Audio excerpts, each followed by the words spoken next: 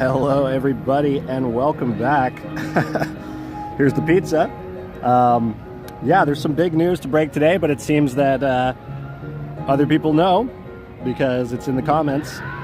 But I'm not going to say it out loud just yet. We'll, for anyone that's watching, maybe isn't reading the comments, we'll delve into this pretty massive update pretty soon. But to start things off today, we are going to eat this pizza. This is the deep dish pepperoni pizza with the bochi bites.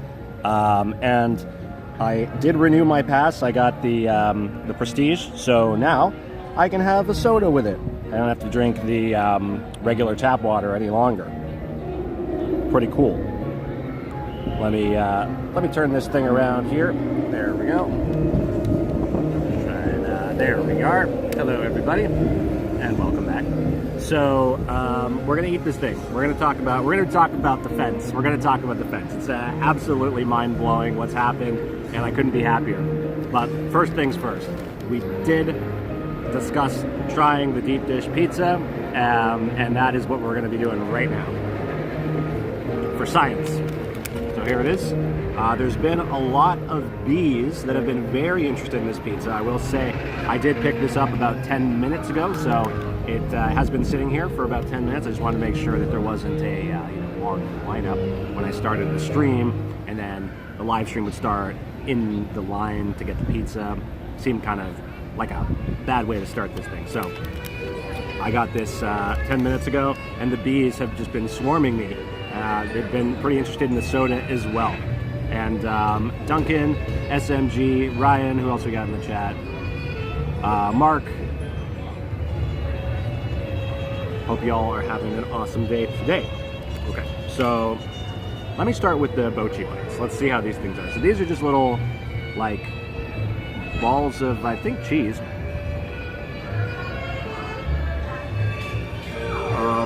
No, it's just bread. Is it just bread? Yeah, it's just bread. Oh, it's good though. It's tasty. It's got like a little bit of a garlic, sort of Parmesan thing going on. It tastes like pizza crust. It tastes like pizza crust. Okay. So, speaking of deep dish pizza, went there last night. Tried the deep dish pizza, went right at closing and saw pizza ready to go, but the employee refused to serve you because it was 1 minute past their shift. Lame. Lame. Come on. Okay, well, let's see if you missed out on anything by not getting the pizza. Here we go, going in. That's kind of interesting actually, because it's just like a big square. It's like a brick of pizza.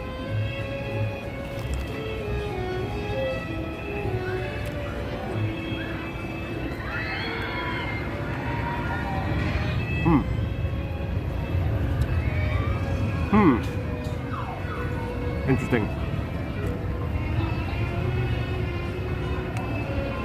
I mean,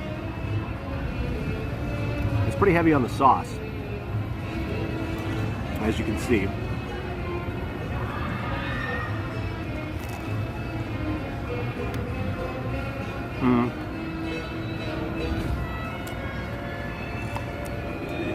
Liam, you might be right. You might hear what you heard. Oh, you had it. Isn't right.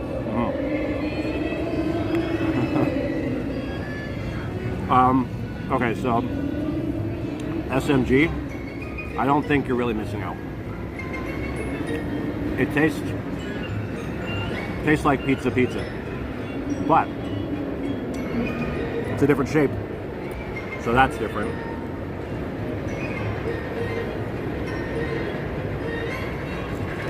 It's not terrible, but okay, look.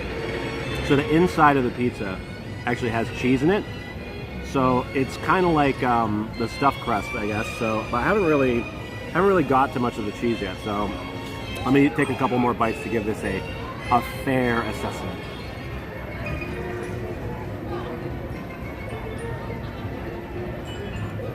I mean, it's hard to say whether or not it's like the illusion of this being better, because it's deep dish and because it's from a pizza that has a fancier logo than your average pizza, I might be getting like manipulated into thinking that this is better, but the sauce tastes exactly the same as pizza. Yeah, Duncan, I mean, it's not terrible. It's pizza. You can't really go wrong.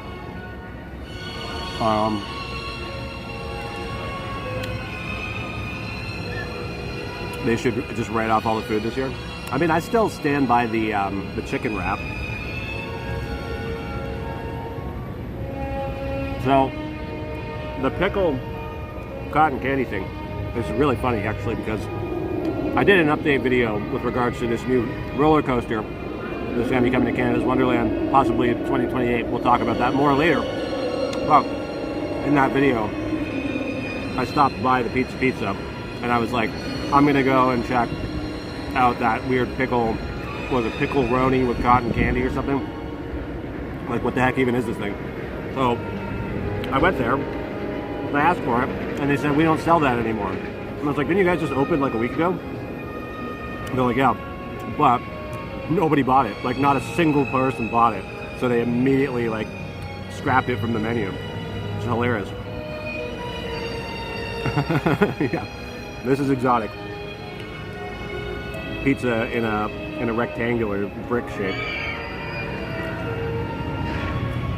Okay, I'm like definitely in the thick of the cheese right now, but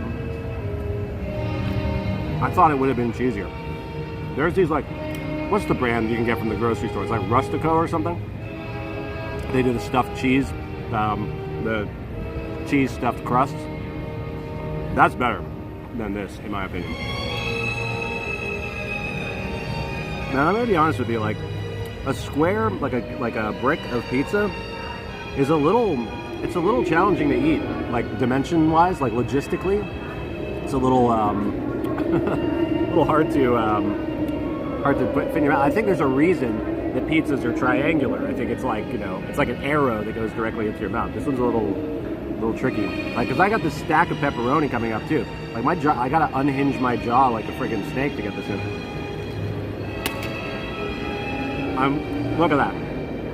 I had a feeling that was a possibility, that the stack of pepperoni was just gonna topple right off. And lo and behold, here we are. Yeah, man, the chicken wrap is where it's at. Vekoma Tilt Coaster. I want the Vekoma Tilt Coaster. I know I've seen the comments on the video I posted. And there's some people do not. They're like, no thank you. I don't want the tilt coaster. Anything but a tilt coaster. Give me a family ride. Give me a, a flat ride over a tilt coaster. I don't know. Tilt coasters are cool, man. Like, I don't know. Don't rock it till you knock it. Like, I went on, Siren's Curse at Cedar Point earlier this year. And I loved it. It was so good. Like, I get that people say it's kind of like the big elements right there at the beginning, like the tilt. But it's so much more than that, man. You go, like, the smoothness of Siren's Curse, it's low to the ground. It doesn't matter. Like, you're still getting a lot of corkscrews and inversions. I think it's good. I thought it was really good. I would love to have that. Like, as soon as I went on Siren's Curse, it, like, instantly became part of my top 5. Although it has since been removed from the top 5. It was usurped by actually the shirt I'm wearing right now. You can see it. Wildcats Revenge. Wildcats Revenge is so good, honestly. If anybody is watching is planning on going to Hershey Park at any point in the future, first thing you do, go to Wildcats Revenge. It's so good. Honestly, I don't know why more people aren't talking about it. Like, Steel Vengeance is all that anyone talks about when it comes to RMCs. Wildcats Revenge. Honestly, I ranked it higher than Steel Vengeance. Controversial, I know. Okay, so I'm gonna eat some of the pepperoni that fell out. It's up, Bill. How's it going? Went to Park GM, Mark around, just asking him about the poor food off camera. Yeah, his bees are coming back.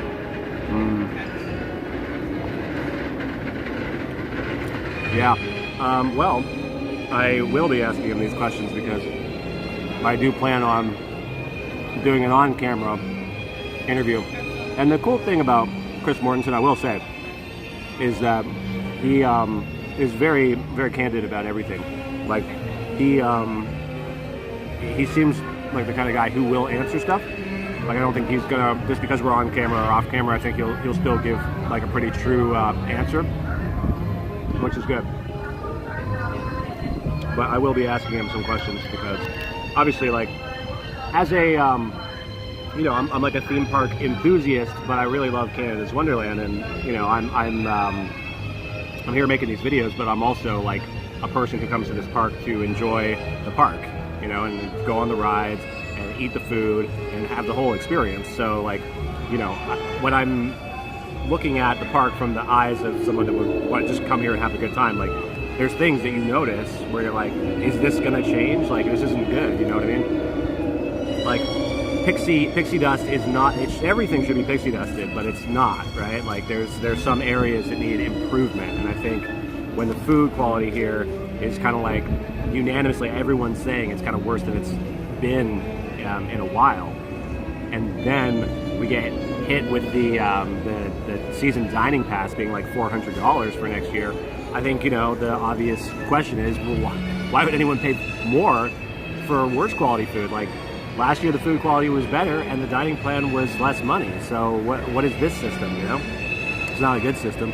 So we're gonna get to the bottom of this. Like, why are we paying more for worse food? Like, they're gonna have to change the menus up or something next season to at least justify this. I mean, the price is going up by like 4 times the price. So I'm back at the same issue here, the same predicament of how do I get the stack of pepperoni in my mouth without unhinging my my jaw like a snake.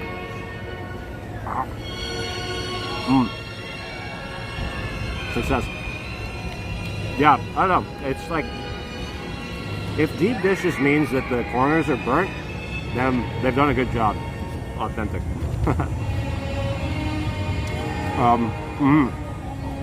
Yeah, there's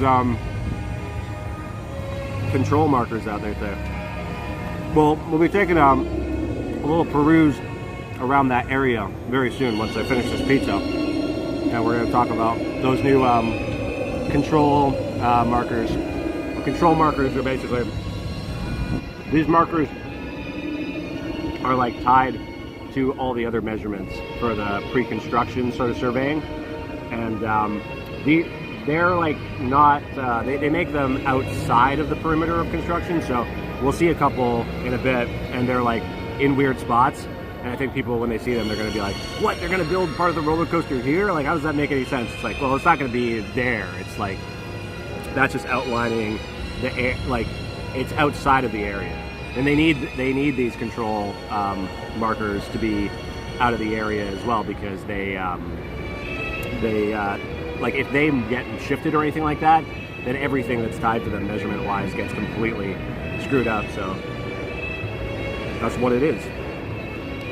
But we'll check it out. It's very exciting. I do want. I mean, I wouldn't hate the family launch, multi launch as well. Like, I've been on so many family multi launches. They're so much fun, you know. I mean, obviously, like, a lot of people, I think, they come to this park, they watch my videos at least, they're like into the super like top thrill rides, and I am too, obviously, but I think that it's okay to not have every single ride be that, you know. Like, we have Alpine Fury, we've got Leviathan, we've got Yukon Striker, really, really good. I mean, Behemoth as well, it's kind of dropped a little bit in terms of its ranking, but you know, it's a good collection of coasters that we have here already.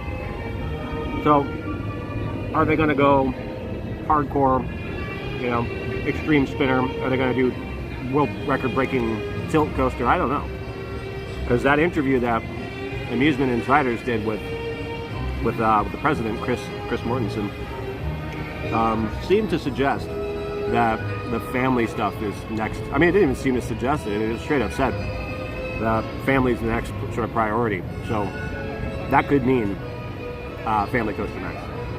But I've been on some really good ones, like Hiccups Wing Gliders. My goodness, That is one of the most fun roller coasters out there. I mean, I don't add those ones to my lists. Like my top 5, my top 10 are all like maximum thrill level coasters. A B&M wouldn't fit. Basically, at this point, from what it seems like, B&M and RMC are out of the question for that space. I think what makes the most sense is to do a RMC conversion to Wild Beast, or build one from the ground up out in the Kingswood like area with the tents and the stadium and all that, or over by the go-karts, because there's lots of land for that. But yeah, I don't know. I think there's a pretty strong possibility of this being a family launch coaster. But like I said, I'm not opposed to it. If they can get Intamin behind it, or even Vekoma, because like Big Bear Mountain at Dollywood, RIP Dolly Parton, of course, that's sad news. And I just learned right before this live stream that Tim Curry has passed today, which is real sad news. This pepperoni sliced for you, Tim. Well, yeah, Tim Curry is amazing. Rocky Horror Picture Show, come on. Everything that guy did. He was just like the, what was he? The hotel concierge in Home Alone 2. Fantastic. Yeah, real sad about Dolly. A real shame. I actually was trying to figure out how I could get to Dollywood, because I have never been to that park, and I really do want to go there. It looks amazing. So I'm a little sad now to go there, knowing that she's no longer with us. PMT, how does it compare to Little Caesars? Little Caesars is infinitely better. Infinitely better. Yeah, I don't even know if I'm going to finish it, to be honest. I mean, it is filling. It's a lot of bread. It's mostly bread.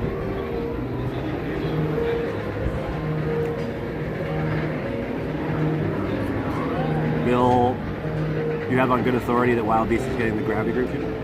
Excellent. Well, that's good too. Whatever, they just got to do something to it, because honestly, the thing's the death trap. There, somebody is going to die on that ride. I'm not even like exaggerating. It feels like you're literally getting like the crap beaten out of you, if I can say such a thing.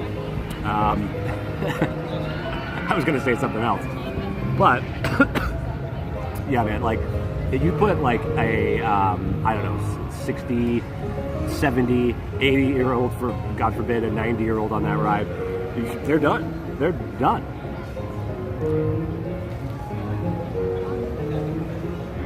BBQ chicken. I don't even know if that was an option.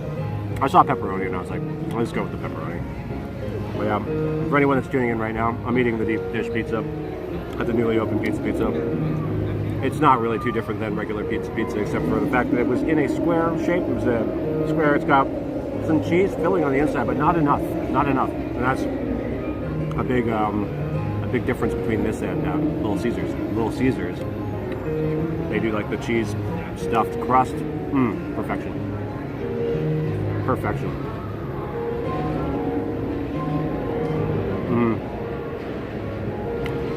For real, this literally is just bread.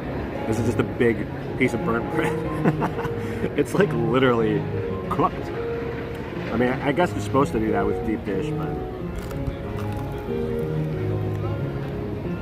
I know, it's amazing how I'm not even that close to Alvin Fury. It cuts through. I got this like Charlie Chaplin piano music, silent film era piano music playing behind me, soundtracking the consumption of this deep dish pizza. But I also got the Bochi bites, which is more bread. There's so much bread. Never eaten so much bread in my life.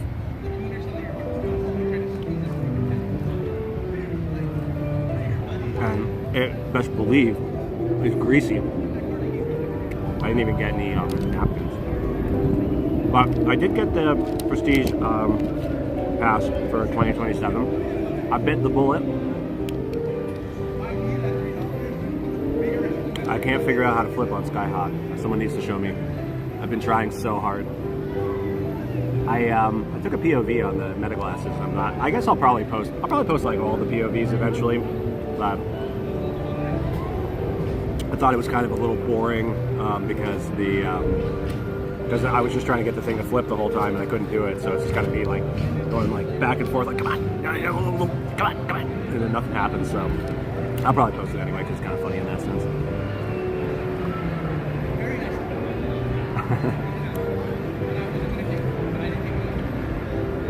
There is a chance of the two coasters to answer to respond to your comment, SMG, because as far as we know, there are no there's no column markers, no survey stakes, no control markers that we've seen in the Kingswood area yet, like where the tents are and all that. So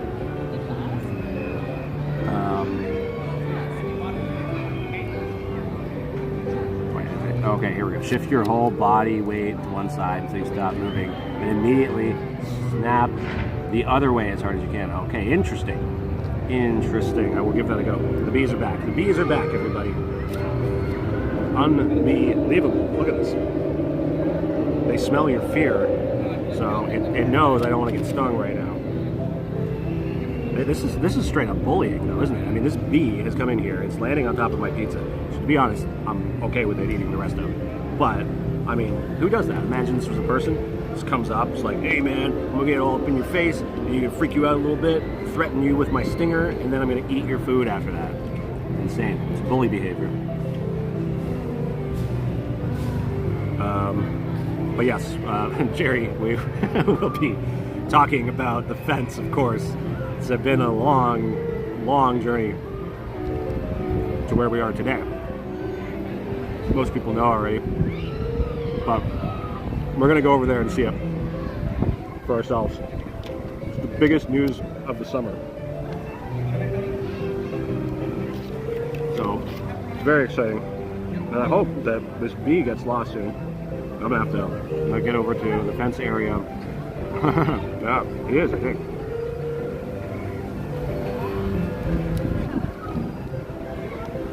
B for bully.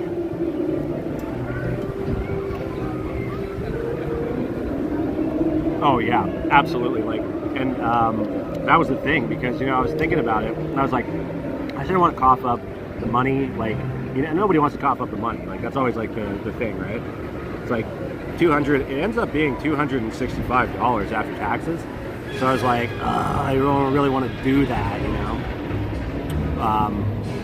but it's never going to feel okay to cough up $265. That's what I kind of realized, and I was like, the longer I wait to cough up that money, the longer I have, I'm not using the perks that come with the Prestige Pass. So it's like, I'm kind of just shooting myself in the foot. If I'm going to get it eventually, I may as well get it, and exactly like you said, SMG, use the perks, like the single fast lane per visit. I mean, like, that's an insanely good perk. And apparently that's going to work at other parks too.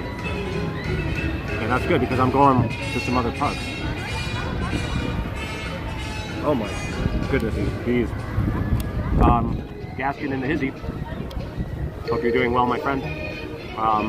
Crowd's busy.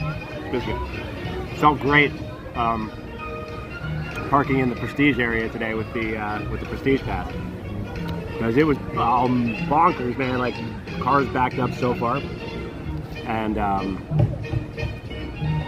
I wasn't totally sure if the parking pass was going to get me into the Prestige parking, because there's been some discussion about that, because it does say it's not valid for Prestige parking or preferred parking at Knott's Berry Farm, and Canada's Wonderland. And I'm like, what? Really? My own home park? I'm getting a Prestige pass and I can't get preferred parking? I was shocked. But when I rolled in today, I was like, does this get me into the preferred parking? They're like, yeah. So they gave me the receipt there at the gate, and I just had to bring that over to the preferred parking attendant, and then hand that over, and all good. So that was a good feeling, actually. It's like, normally I'm the kind of guy who's like, I'm parked all the way, like, as far back as the eye can see, and I'm like walking past preferred, and I'm like, you lucky, privileged, so-and-sos. But now I'm the so-and-so.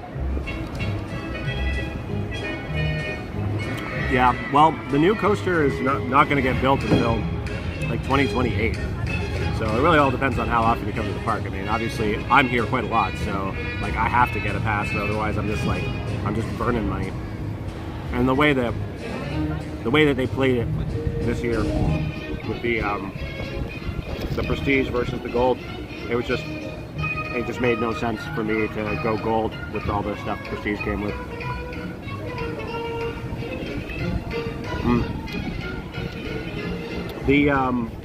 Yeah, it's been like every time I've been here over the past week, it's been crazy busy, and I think it really comes down to the fact that we got these bring a friend perks, because they had two of them. One of them, I think it ended either yesterday or the day before, but then the other one is going all the way until the 30th of this month. So it's definitely that, because basically every person that's coming here is now two people. So. But we're gonna walk around, we're gonna see the crowds.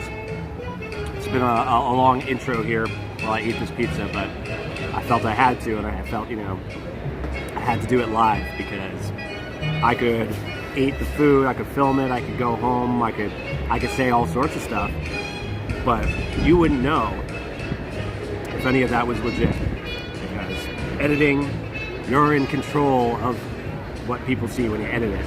Live, this is all real, baby. This is all real, so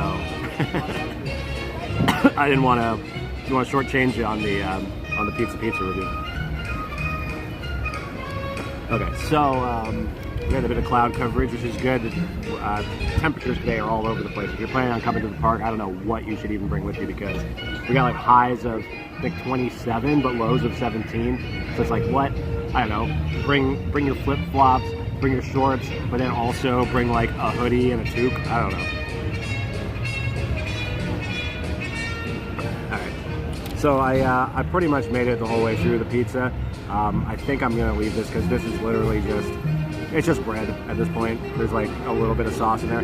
But yeah, overall, my review of the pizza deep dish pizza is that it basically tastes like pizza. It feels like, you know, when you get the sauce, like the tomato sauce paste, and you just paste it on top of stuff, it's like, it's not, I feel like a good pizza is kind of like the sauce and the cheese, they morph together. Is my name Jordan? What gave it away? What gave it away? Obviously yes. What was I saying? Yeah, that's the sauce and the cheese should like formulate to become one, and that is like the texture you want with the sauce. This feels like it's literally just like they put the bread in some sort of deep dish oven, and they just seared it into, you know, oblivion, and then the scorched it into oblivion, and then they slapped the sauce maybe with like a paintbrush on top of it, and then they just stacked little towers of pepperoni on top. It's a challenge to eat, and a challenge to really say is exotic or you know, all that great. So stick to the chicken wrap, everybody. That's what I say. But Silver Pass is ending on September 7th, so some people here not only use my friend, but also should. True. So there you go. Another reason. Alrighty, here we go. I finished the drink. I got one more bochi left. Actually, this is a bit of a mutation here. Got 2 in 1. But the rest of this pizza is going to go in the garbage. It can go to the bees. I'm very obnoxiously interested in the pizza, so let's let them have it.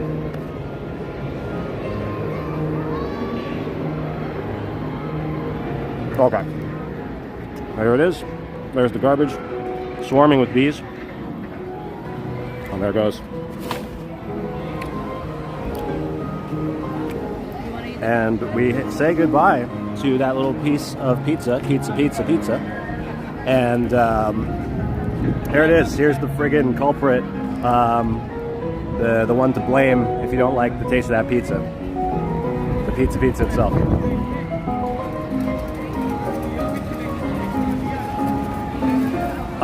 Do I think that it has legs to make it another season? The pizza deep dish pizza? I don't know. I hope not.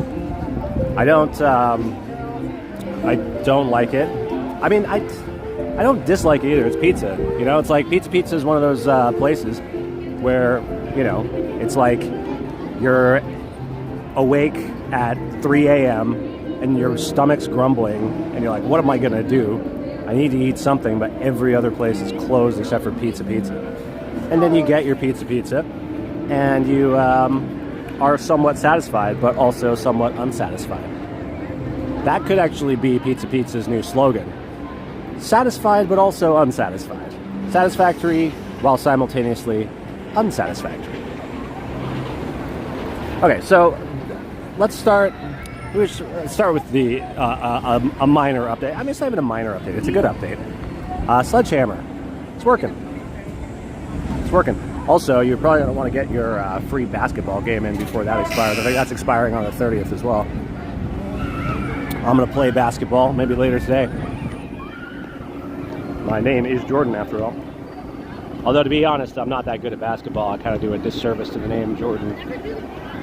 Right here is Sledgehammer. Look at it. In action. I think we got... Okay, there's a couple of them that are not working. There's 2 that are not working, but the rest are working. Lineup's pretty long. It is busy today.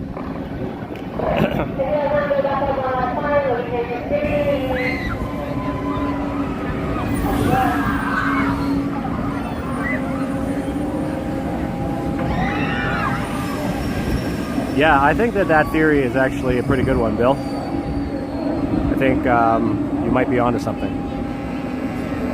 Because it's very confusing that it was kind of teased as an exotic food option, and then it's Pizza. Not only is it not exotic by anyone's standards, but we already had 3 Pizzas in this park. I actually spoke to Giuseppe. He's kind of the main man when it comes to Pizza related inquiries, and he said that we already have enough Pizzas. So if you don't listen to the people, at least listen to Giuseppe. So yeah, line's pretty long for Sledgehammer. Behemoth was 80 minutes yesterday. Wow. So I'm going to go and check out Behemoth real soon, but we're going to talk a little bit about this new coaster since we're here in this area. We'll talk about these control markers and the column markers, whatever else we can see around here. So this is kind of part of the area where we can expect this new ride to be. Not sure exactly where, you know, the queue is going to be, the stage. We have some ideas, but you know, it's all going to be speculation for a while. This area here is, I think, the big mystery, right? Because there are no column markers, survey stakes, or flags in this immediate area here.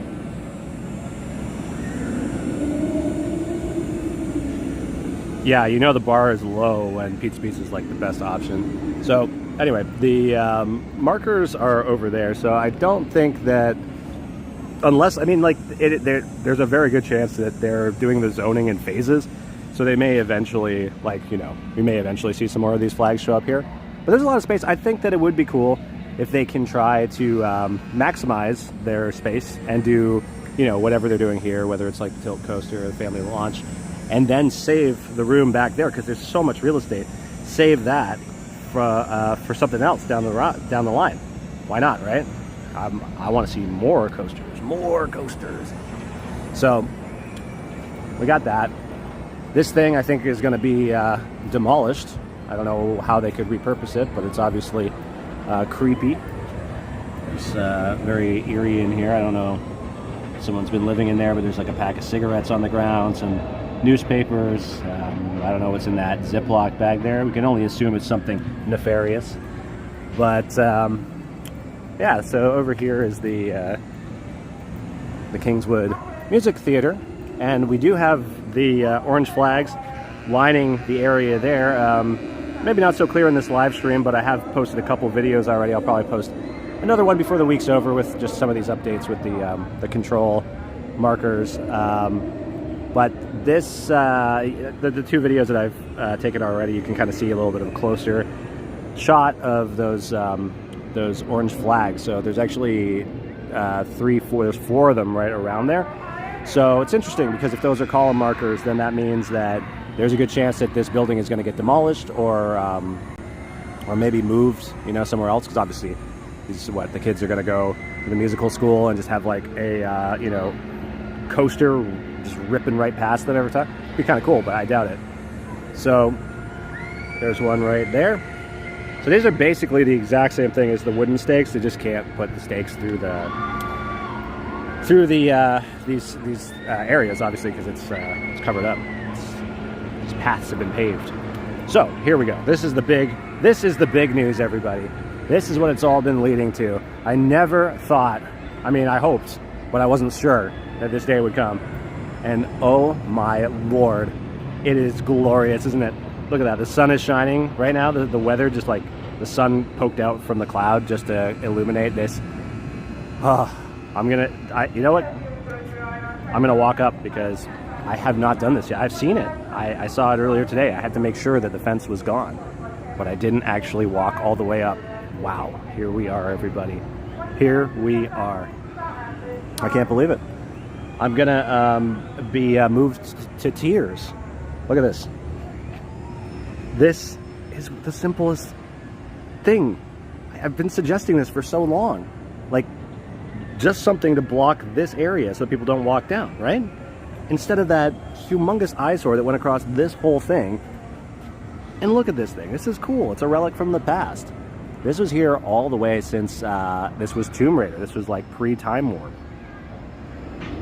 So, honestly, I hope I made this happen. I will say that if this did happen because of these videos, it's not just me. It's all of y'all that helped do the hashtag and jump on board for the cause here. Because you know what?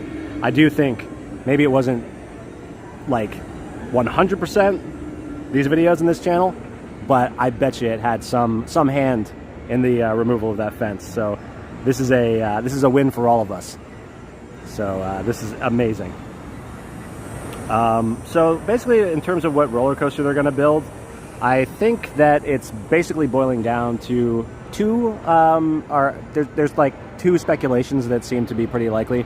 One is the Vekoma tilt coaster, and the other one would be either an Intamin or Vekoma family multi-launch coaster.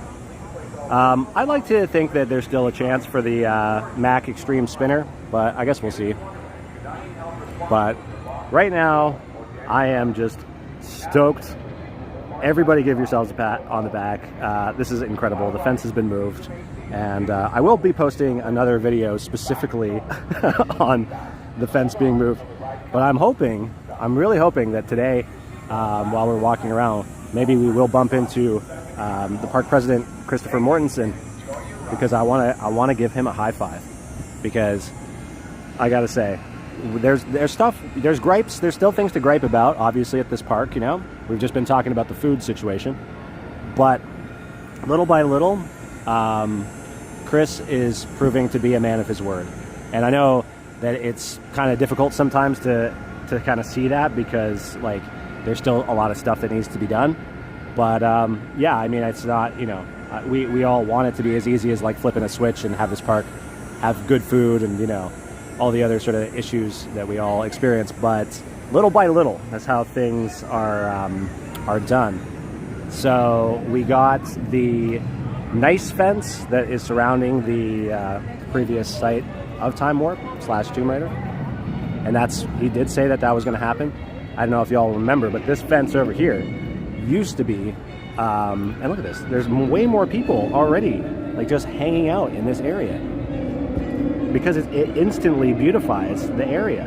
Before, with like the chain link fence with the garbage bags all over it, it's oh, is the internet like getting choppy? Yeah, that fence looks great over there, and then the removal of this fence is just can't get over it. So yes, I would like to give Chris Mortensen a good high five for his efforts, because if this is any indication that he listens to the people, and the people that go to this park and pay money to come to this park, then I think we got a good person in our side, in our corner, you know. So in terms of other updates, of course, there is the Oktoberfest coming up September 11th to 13th, and then the 18th to 20th, so 2 weekends. It's going to be pretty cool. Catch me there, drinking beer, obviously. What else are you going to do? So, but I got to say, I've been slacking a little bit on my training for the Stein holding contest. So I don't know. I mean, I'll probably still try, but there's some pretty serious people that compete in that Stein holding contest. Last year was nuts. There's one guy, I swear, it looked like he'd been training for his whole life. So we're gonna look over here now. There's a couple of updates on this side of the fence here. It's breaking up. Okay, hopefully, maybe I was just in a bad zone.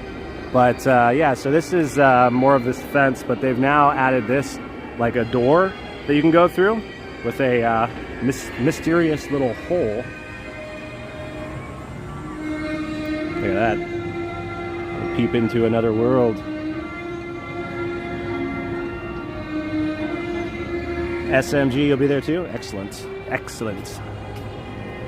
This is the area. So there are things happening here in this area. We've got the survey stakes. We've got the column markers. So, and there's some other stuff going on here that I, didn't see before. So something's happening. Best believe. Yeah. So that's gonna be interesting. So this would be like maybe the main path it wouldn't be the main path. I don't know. I don't know what they're going to be putting through that door. Maybe it's just personnel.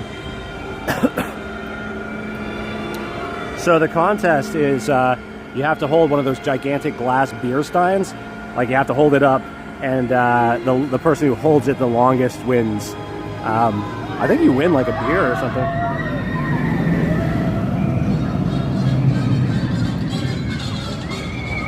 That's fine now? Okay, cool. Must have just been the area. So, Fighter Town funnel cakes. Not seeing any progress here.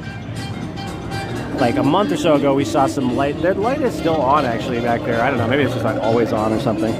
But yeah, nothing there. I'm starting to think that they're going to actually demolish it because, well, you'll see soon. We'll take a look at these where are they?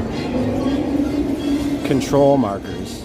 So they're here like right in the path.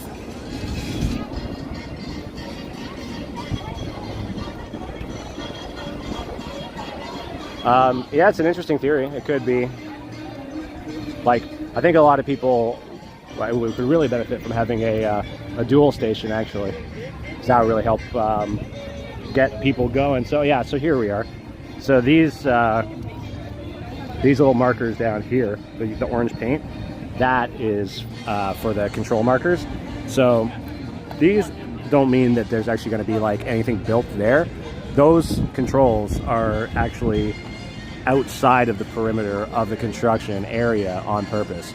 So when I saw them first, I was like, what? This like doesn't make any sense because Daredevil is right here. How can they have these things right here? And there's also suspiciously some construction, some column markers like right underneath the lift hill for Daredeviler. So that's kind of interesting too. But I think that doesn't necessarily mean that the building of this ride is going to come all the way over here. I think portions of the line maybe, and that's right, like, I don't know if you can see it, but it's like right over there. So it's going to come pretty close by, but they could do something where, because there's a lot of roller coasters here, even at Canada's Wonderland, that have these interactive, parts where it interacts with another coaster. So they could do something like, be kind of cool, if they had like maybe that coaster go through one of the openings here, or like kind of wrap around some of the supports. I don't know if that's a possibility. These supports are pretty close to each other, but that would be kind of cool.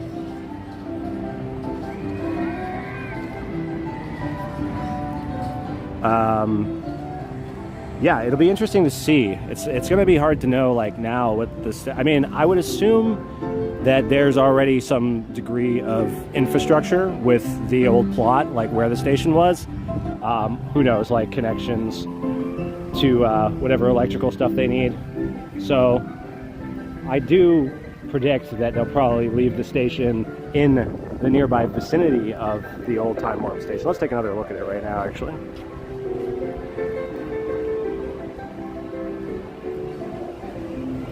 Carson and the Hizzy. Yeah, so it could be anywhere here, really. But this does seem like kind of like the main base camp, I would say, because they can actually start working on that immediately too, because there's nothing there. If they work on the area that's near the Kingswood Musical Theater, obviously they're going to have to destroy the musical theater or work around it, which is going to be pretty disruptive to the people that are trying to learn music. And then if you go further out, I mean, there's this pathway might need to be modified or portions of it removed.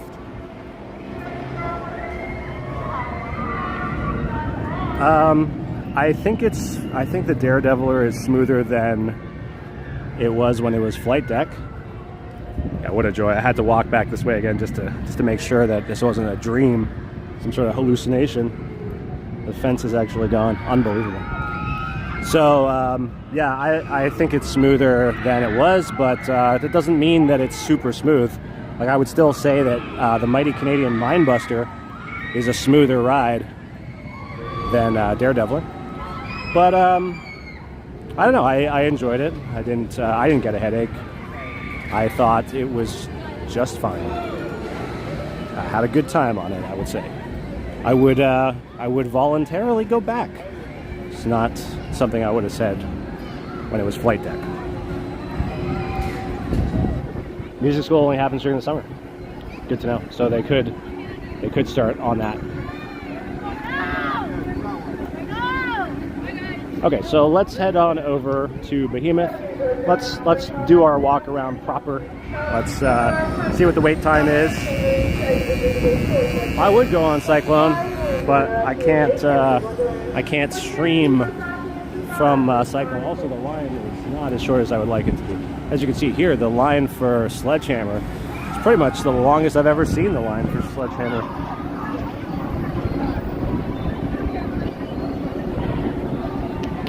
But they're like music students that go there, though, right? Like, 'cause I've seen the kids with the tubas and all the instruments walking to and from. And it's good to see Sledgehammer up and running. Always a gamble. It's been, I would say, more often than not this season, not working. But it's a great ride. One of a kind. There's no other ride like this. There's no other Sledgehammer. Okay, so here's Behemoth. If you can see it already, the wait sign is saying it is a 45-minute wait. 45 minutes. Or 5 minutes if you have a fast pass. Or probably less time if you take a single rider. But holy moly. I don't know if that's 45 minutes. That goes all the way back there. That's far.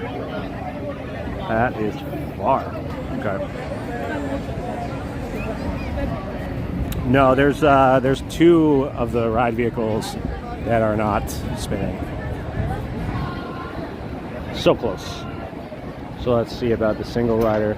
Oh no, single rider. Out of luck, single rider is pretty busy as well. The hack will not work today. Although it's still probably shave off sometime. Because it's going to that landing right there. Different music schools come. Oh, I see. Yeah, because they do that at the theater, right?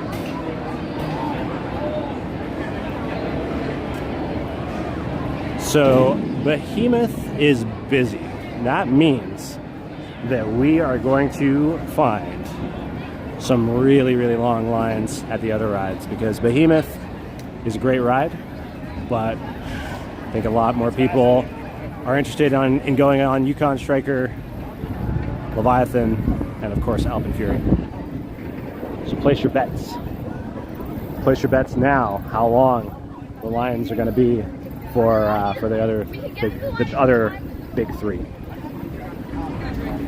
Backlot Stunt Coaster is going to be a 25-minute wait, is what it's saying. Could go either way. It's hard to know with this one because you can't really see the line. The line goes behind here, basically. But if it's not much further than that, then that's probably true. So I've been hearing some people saying stuff about the water level here. Let's take a look. Concerned about the well-being of the koi fish because they are not in that much water.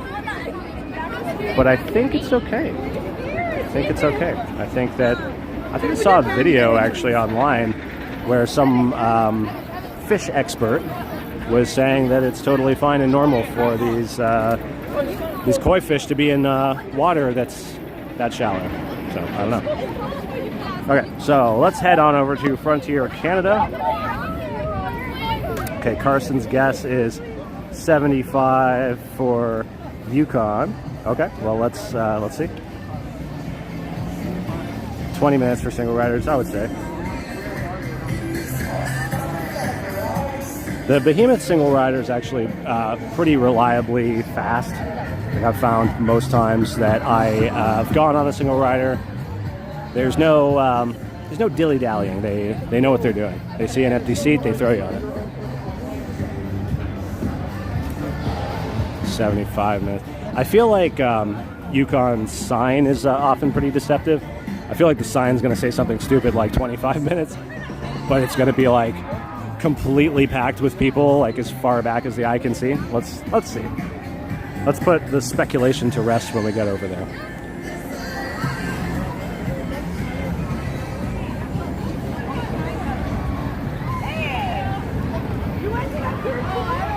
And there is actually another possibility that we haven't really talked about on this channel, but there is the new Vekoma Fly Glide, I think is what it's called. It's like a suspended, new style of suspended ride vehicle. Looks absolutely crazy. Oh, sorry. Looks absolutely crazy. Oh my lord. Wow. I've never seen this. 90 minutes. 90 minutes for Yukon. Yesterday it said 125. Wow. 90 minutes. That's wild. I've never seen it that high before. Although I probably have. And you could probably go back to another live stream where I say I have this exact same moment where I'm like, 90 minutes. I've never seen it 90 minutes before. Let's take a look at the line and see if this really is going to be oh yeah, this is really going to be a long time. Certainly is a wacky Wednesday today. Yeah, this is packed. Packed to the brim. Look at this. That is a 90-minute wait for certain. So pretty close, Carson. Pretty close. Yeah, Yukon single rider is not bad. I did have one bad experience on the single rider for Yukon. I don't know what was going on. Like they were not, like there was only maybe 5 people in the single rider line and the guy was just like not letting any single riders on. It's like, come on buddy, I can see the trains going with empty seats. There's space for us. I think he just forgot. I think he may have partaken in eating some of Popeye's special spinach before his shift, I think. Forgot.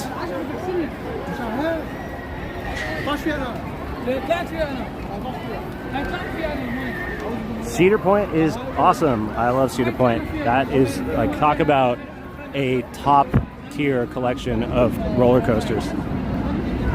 Top Thrill 2. Whoa. Top Thrill 2 is my second favorite roller coaster that I've been on. Number 1, of course, is Velocicoaster. And number 3 is Alpen Fury. That's my top 3. We got all the restaurants open here today. Mess hall. the Gold Rush Junction. And there goes Tundra Twister doing its thing. Doing its thing. Gotta love Tundra Twister. Been teasing it a lot throughout the season, but I will eventually post a video on the history of Tundra Twister. I like this ride a lot. I think it's very underrated. I think a lot of people do not understand that you have to go on it a couple times because it's a different ride experience each time. It's not pre-programmed to be gentle. It's not pre-programmed to be intense. It just is what it is.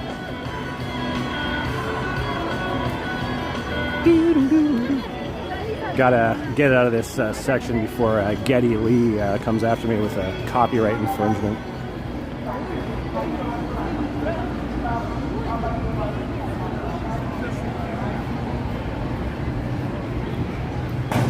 Yeah, so like I said, the weather today is a little hard to predict. There's a person walking towards me right now, full on hood up. I'm personally sweating. There are people here wearing like just swim shorts. So there is a lot of variation. Hard to know how to dress for a day like today when you got highs of 27, lows of 17. Let's catch Yukon doing his loop.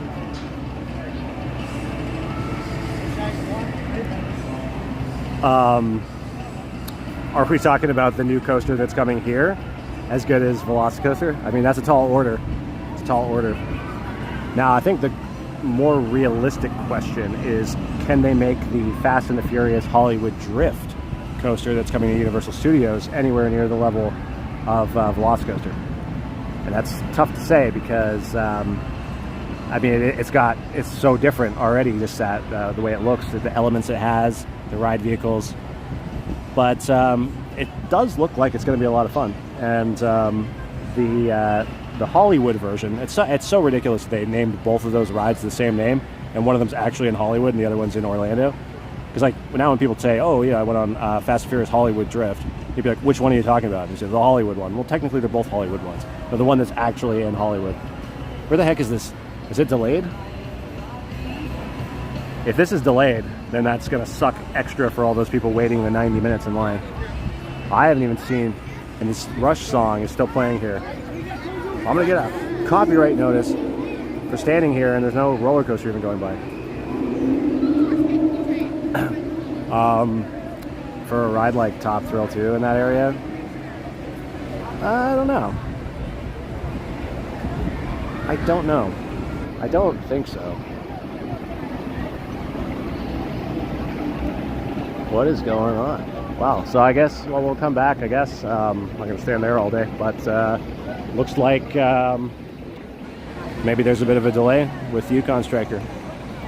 Bad timing. Bad timing.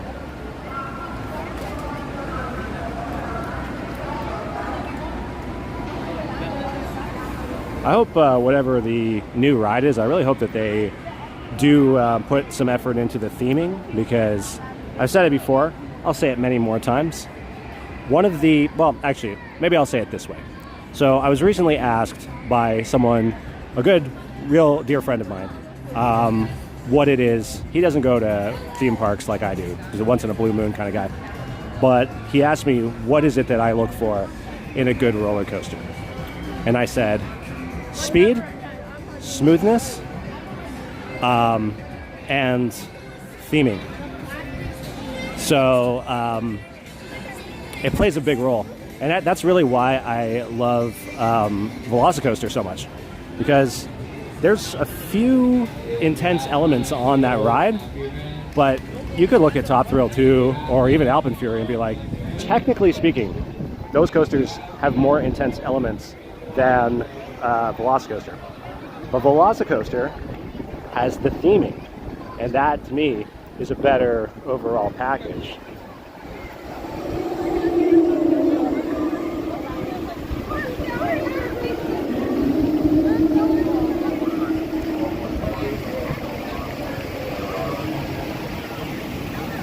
Yeah, I mean, it's hard to say. Hard to say. But I do like Intamin coasters. I've had really good experiences because not just the stuff over at Universal, but recently at Hershey Park, quite a few Intamin coasters there, and they were all really nice. Storm Runner, Sky Rush, Fahrenheit. Those are all really, really good Intamin coasters. And Sky Rush, I think, is on the newer side, relatively speaking, but the other two were pretty old, actually. But they held up surprisingly well. So, can't say enough good things about Intamin. I do like their stuff. Holy 70 minutes for Vortex. Pravir, hi, what's going on, my dude? 70 minutes. 70 minutes for Vortex. Wild. But that being said, I've seen this line way longer before. Like, it's got the extended queue thing, but it's not that far back. It ends right there. So that either means that every other time that we've seen it with like a 35-minute wait time and the queue's gone like all the way back, then that means that that was really like a 70-minute wait or longer. Or it means right now those people waiting in line are actually not going to be waiting 70 minutes, and maybe it's going to be closer to like a 40-minute wait. Okay, so here's the big one. Here's the big one. Alpen Fury. Let's see what we are looking at here for wait time. I know, Greg, the fence being moved is kind of like the big thing. This is probably the last video I'll ever do for this channel. We're done. This is it. The fence has been moved. There's nothing more to talk about. Obviously, I'm joking, everybody. This channel has a lot more stuff to cover. We have a whole new roller coaster coming, so there's lots. Make sure to subscribe. I was just joking about this being the final video. But the fence has been moved. It's a glorious day. And the weather's turning out to be very, very hot, actually, when the clouds are not covering. Okay, so I'm about to do a 180, and I'm going to find out how long the wait time posted for Alpen Fury is. If you got any predictions, guesses, throw them into the ring right now, because I will turn around soon and find out the answer. So I actually was going to go to Six Flags New England, but I did not go in the end. So I will be posting a video. I did another road trip like a week ago. And I went to 3 parks. I was going to do 4. The 4th one being Six Flags New England, but I did not go there in the end. 360. Okay, so 130, 120, and 360. I have a feeling you're going to be wrong, Greg. Fair enough, dude. Let's see. Okay, the sign. Yeah, come on. The sign's not working. Let's see. Maybe it just needs to change over.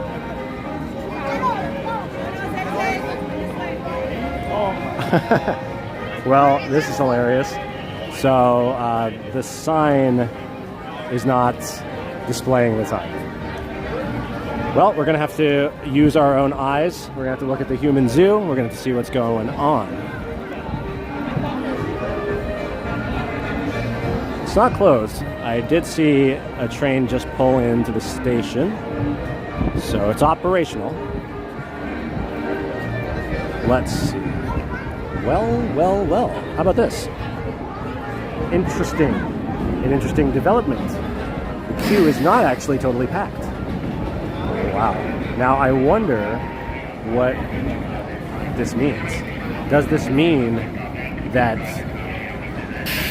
I'll bet the app has some sort of super inflated number again? This is probably what's happening. Because you don't see a queue that's like 90 minutes for Yukon and like a super long wait for Behemoth and 1, 2, 3, 4, 5, 6, 7, 8 empty rows in the human zoo for Alpen Fury. No way. So I think, yeah, maybe like an hour probably. Yeah, maybe less. Not so bad, not so bad. And then the Fly, meanwhile, David Cronenberg's The Fly, all the way out there. Probably end up waiting just as long. Very interesting. Yeah, the sign for Alpen Fury, you don't like the sign? like the actual ride sign or the digital wait time sign. Because like I've often wondered why they got the smallest wait time sign. Like all the other rides have these gigantic displays, and the Alpenfury one is like tiny. Very weird. But the sign itself for the ride, I don't hate it. I think it's cool. I remember like when that sign was getting installed last summer, I was very excited because they had the background with like the mountain shape, and it was like connecting the dots, you know, like what's this gonna be? What's this plank of wood? What does it mean? And it was like, hey, wait a minute, this thing completely matches the outline of the logo for Alpenfury. That was a cool realization.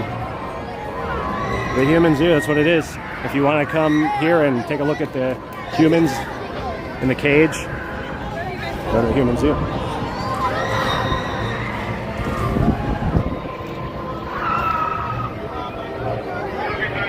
Yeah, I think 50 minutes is probably a safe assumption for where that was. Not so bad. But once this live stream's done, I'm gonna go right over there, because you best believe I'm going to be using my new Prestige Pass to get my fast lane access to Alpenfury. So that's super cool. I've already been using it. Let us know if you... Why is Finn Wolfhard at the park today?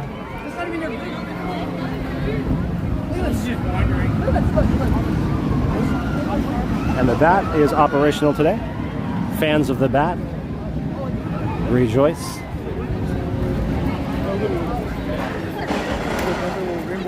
Here, we'll catch it on its way back.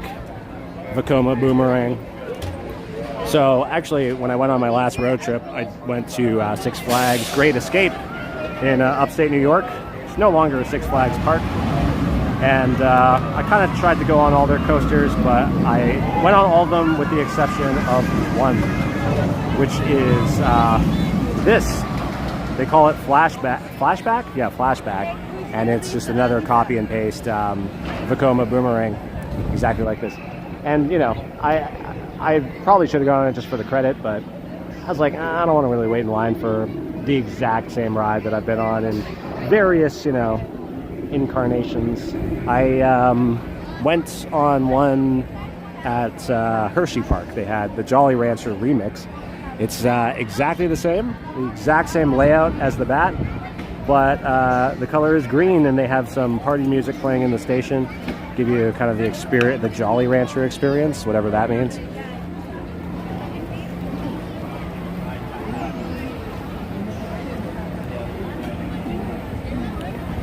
People are jumping from the single rider line, basically. Actually, yeah, that's a really good point. I will bring that up. Yeah, there needs to be some more monitoring for that. I will say it's really funny when you go to the different theme parks and you kind of see like the behavior of the guests. Like it's kind of different everywhere you go. I found actually the guests, like their level of respect for the theme park and other people at some of the ones in the States to be actually shockingly good. I was like kind of almost expecting the opposite for reasons unknown, but I was pleasantly surprised how sort of aware everyone was of their behavior. I don't think that necessarily some of the people that come to Canada's Wonderland are aware of their behavior and how it like affects other people. It's kind of unfortunate. But I did go to La Ronde, and I won't give too much away about La Ronde. Maybe I will. I don't know. Yeah, that one kind of took the cake in terms of like the sort of general vibe of the people that were waiting in the lines. Like I've never seen such brazen line jumping. Like just like not even trying to hide it. Leviathan we're coming up to right now. Darien Lake's pretty good actually. I think you'll be pleasantly surprised. Darien Lake is it looks worse than it is. Like the stations inside, they're like crumbling. There's like holes in the ceilings. There's like paint peeling off of the ride vehicles. everything looks like it's in need of some TLC, but it is shockingly fun. Like, all the rides move and work very smoothly. Alpine is in a delay, really. The line's relatively short right now. But this is Leviathan that we're at now. Oh, Liam, you don't like Darien Lake? I think it's alright. I think that Ride of Steel is pretty good. I liked Tantrum was a good roller coaster. Even Mind Eraser, which is a Vekoma SLC, was pretty good. The Viper, pretty good. I think also, you know, like, expectations play a role in all this, because like my expectations for Darien Lake were like just about as low as you possibly could get before I went there. So I think I was like pleasantly surprised in the end. This is a long lineup for Leviathan. I don't think this is 60 minutes. This is longer than 60 minutes for sure. This is going all the way back there. Just wild. And we're waiting for a train to leave here as well. So, let's see.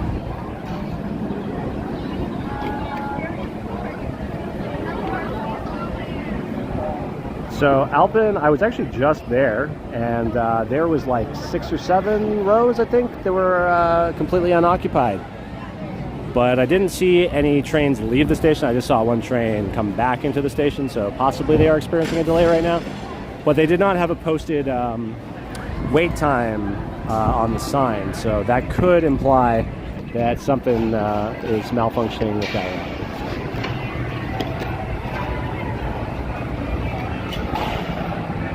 Just hang out here and see if anyone, when they finally get going, if we'll get any waves today. Let's see.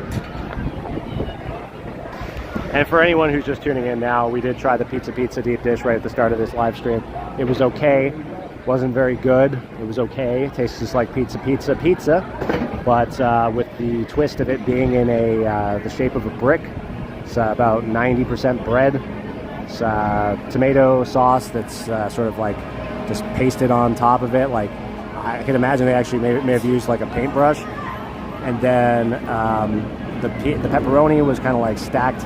Let's see if we can get a wave here. Anyone gonna wave back? Hey, no, anyone? No, nobody? Anybody? Nobody? There we go, hey! We got one right at the end. Always feels good to get a wave. It doesn't always happen. People that watch this know that sometimes that scenario ends in a heartbreak. I walk away with no waves. Just sort of a mega bummer. But anyway, speaking of mega bummer, yeah, the pizza deep dish, I don't know. It's like, it's pizza. There's a pizza right there. Just get that pizza and then put it into a square, like a rectangular brick shape, and burn the edges. Make sure you burn the edges of that square pizza, and then you get yourself a deep dish pizza. That's it.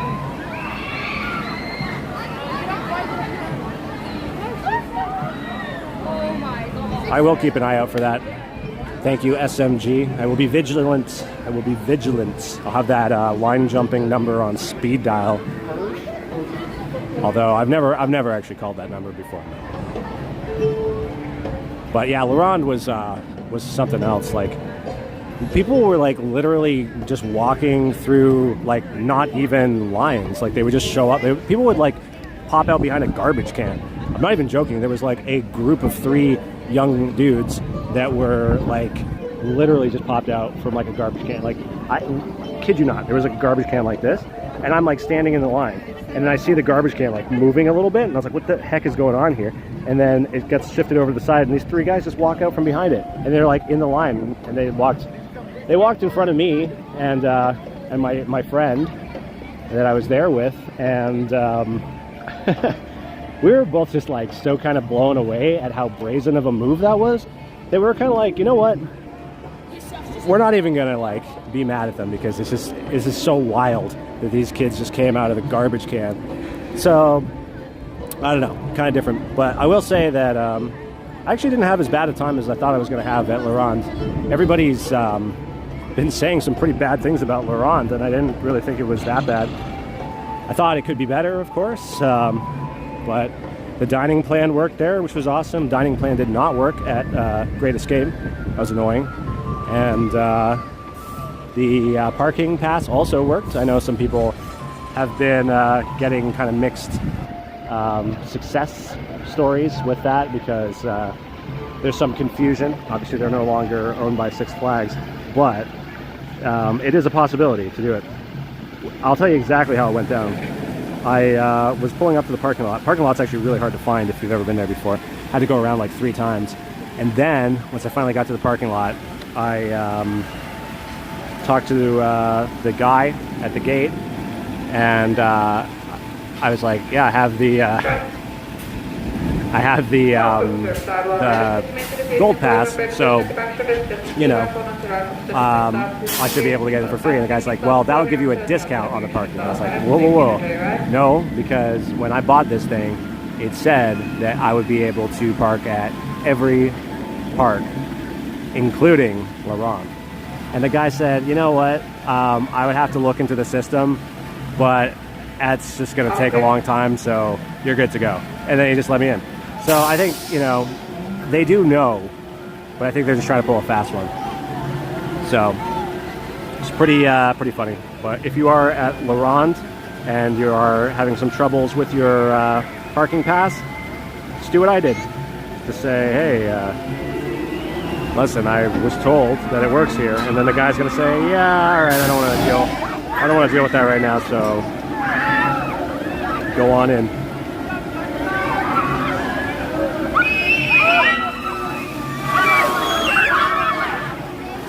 Okay, we got a full ride today. We got the water going and everything.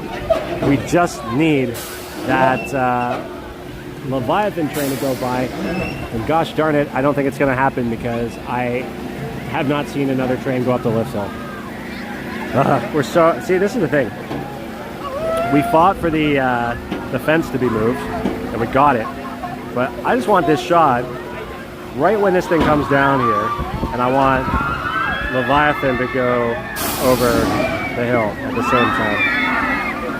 Yeah, see, the next time that we come here, the water's not going to be working, and everything else is going to sync up. There's a few moving parts here that we need to sync up to get this shot exactly how I want it to be, but one day. We've learned through the power of Move the Fence that anything is achievable if you put your mind to it. We make some pretty profound realizations here on this channel. If you haven't already, you should subscribe to get more of these profound moments. It's basically a motivational channel, I would say.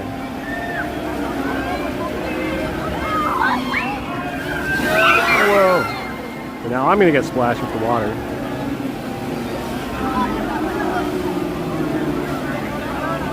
Oh man. And now it's coming to the end, and right over there, Leviathan. You took too long, Leviathan. You took too long. Alright, well, next time, on the next live stream. So yeah, as you can see, it's pretty busy here today. Wait times looks like they're pretty much all wrong. Yukon might be right. Yukon was 90 minutes. And then what was Behemoth? I think it was like 50 minutes, 50. But that did feel like it could be longer because of the length of the line.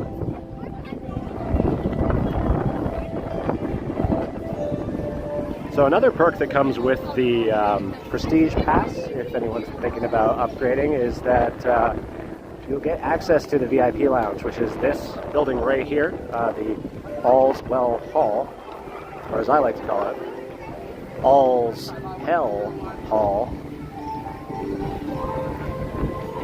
But you know what I actually find very interesting is that there's a lot of people now that I don't think these kids are doing it, but I've seen a lot of kids like coming over here and touching the faces, because there's the 2 faces. There used to be just 1, but now there's 2 that are like rubbery for some unknown reason. And I like to think that I made that happen because I did point that out in a short video that I posted about, you know, some of the Easter eggs here, and I've definitely been talking about it on these live streams. So I would like to think that that I had some hand in making that happen. Castle Trader still here, 60% off all your Christmas merch if you need to get Christmas merch. It seems ridiculous, but at the same time, actually maybe a smart idea. If you are going to buy Christmas stuff anyway for the Christmas season, why not buy it at a discounted price? If you're the kind of person like me that leaves everything to the last minute, you're probably going to end up paying way more than I should for Christmas decorations. Although, truth be told, once you do 1 year's worth of Christmas decoration shopping, you're pretty much good for the rest of your life. You just put that stuff in the basement, just bust it out every year. Maybe get a couple different ornaments to keep things fresh, but you don't need to go crazy. Yeah, the other face is also a rubbery one for some reason. And here's my my sort of daily reminder to you all that if you go to the Sweet Spot, you can ask for samples of the fudge, totally free. I'm going to do it right now. This will be my dessert from that deep dish pizza, which I wish I could say I could still taste in my mouth, but it didn't really have that much flavor to begin with. So now they have the sample thing. It's literally just out and about, so you can help yourself.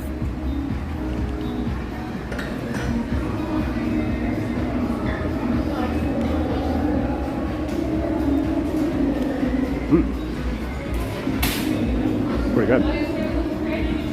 I've inspired others.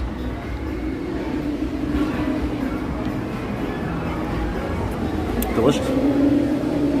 So remember, if you are curious about that fudge, all you got to do, you don't even have to talk to anybody anymore. If you're the kind of person that doesn't enjoy human interaction, don't even worry. Just go on over to the Sweet Spot, help yourself. Free fudge. Delicious.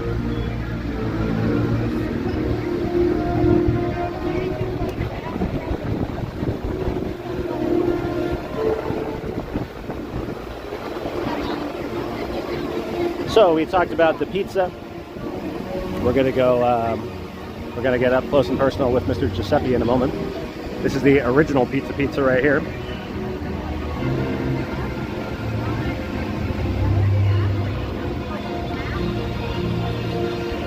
The OG Pizza. OGPP. So I think we'll get Alpenfury coming by here pretty soon. There it goes. And yes, here's Giuseppe himself. I did a sort of one-on-one interview with him, one of my previous videos, so you know. He's a really pleasant guy. Let's cut through True North, see if there's anything worth talking about here. At the very least, we can say hi to our friend Lenny Moose right here. My main Moose. What's up, Lenny? My dude. Now, we got to come up with a name for the bear, okay? So if anyone's got some ideas for a name for the bear, high five. Don't do that in real life to a real bear. Very dangerous. If anyone's got a name, that'd be sick because we got our, well, it's the unflattering angle of Lenny right here, but this is Lenny Moose.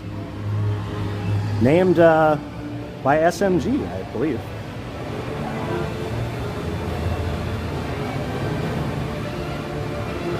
Canada's Wonderland 2028 Season Pass add-on, free samples all season. I would like that. I would like it. It's a good idea. Are these new? I don't think I've seen this before. Look at that. That's like it's like a summer camp or something. How much are these going for? Ooh, $70, $69.99. I think those are new. I don't think I've seen those before. Hard to know sometimes, though. Definitely seen that before. There's a lot of merch around here, so hard to know. And you do get, with the Prestige Pass, you do get a 20% discount on food and merch. If you have the Gold Pass, you only get 15% off, so it's another little bit of a perk.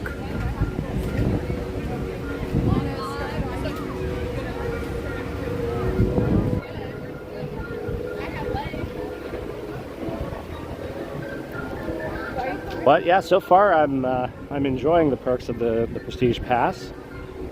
Got my soda with that pizza. I had a Sprite. I don't know if I actually disclosed what type of soda that was when I was eating the pizza. But yeah, and I got the preferred parking, so that was nice, especially on a busy day like today. And I'll be using the fast pass when the stream is done. Yeah, that was you. I knew it. Freddy the bear. Freddy the bear. Could work. Surprised nobody went with Barry. Here we are, Chase Lookout Point. We are going to get up close and personal with the best ride at this park. Alpine Fury. Here it goes.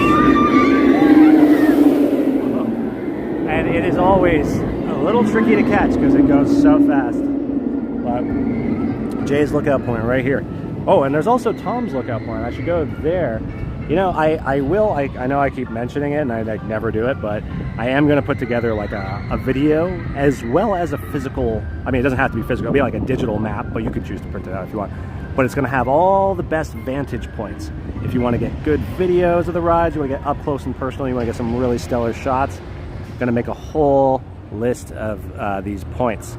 And, you know, if anybody knows of any, like Tom, found a really awesome vantage point to get some amazing shots of Behemoth, and so that's going to be Tom's Lookout Point. So if you have a spot that you found that is just an excellent photo op spot to get up close and personal with the coaster, just get a really good view, something, you know, that you can take a photo or a video of, let me know in the comments, because we'll go ahead and name that after you if you're the one that found it.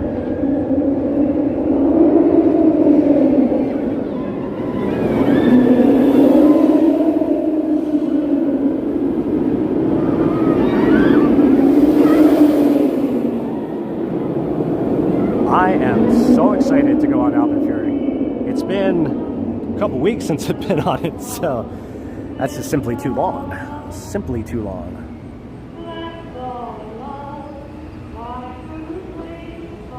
But yeah, there's, and then I'm going to be posting an Easter egg video soon too. I think I might, well, y'all let me know what you think. Like, I was going to post an Easter egg video earlier in the season, but didn't really pan out because there was a lot of stuff happening all over the place. Made it really difficult to commit to that video. But with that video, I was also going to make a map, like a scavenger. I did one for anyone that has seen. I've did a pretty extensive Easter egg video for Epic Universe.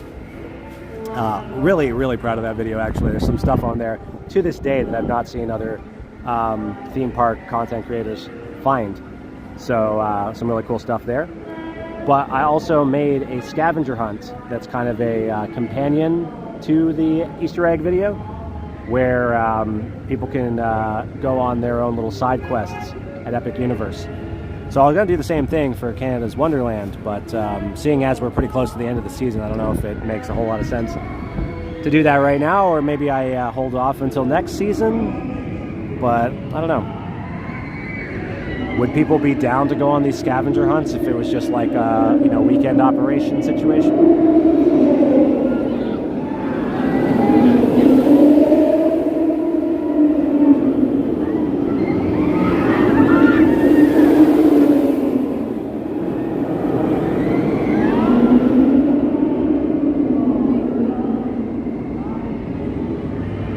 Cool, yeah.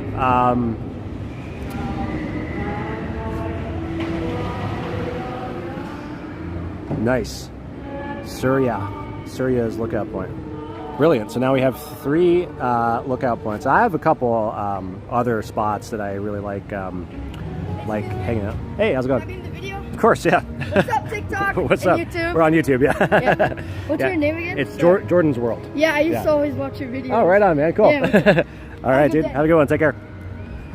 So, yeah, cool. Used to watch my videos. How come he still doesn't? But no, that's cool. The lookout points, yeah, there's a few. So, but also, Steve, yes, I'm glad to hear that you would be interested in those Easter egg videos. So, like, the kind of the way that I did it for Epic Universe is that the video itself is kind of like the answers, and then the digital, like, so I have the digital files on Etsy. So you get the digital files. Those are the scavenger hunt that you take with you to the park. And, you know, you can have that on your phone as a digital copy, or you can have that, you know, printed out, whatever works for you. And then you can use the video to find the answers, because the video shows you where everything is. So that's kind of like what I would probably do if I were to do a version for Canada's Wonderland. So you could, like, you know, you can kind of reference the video if you can't find the thing that you're looking for.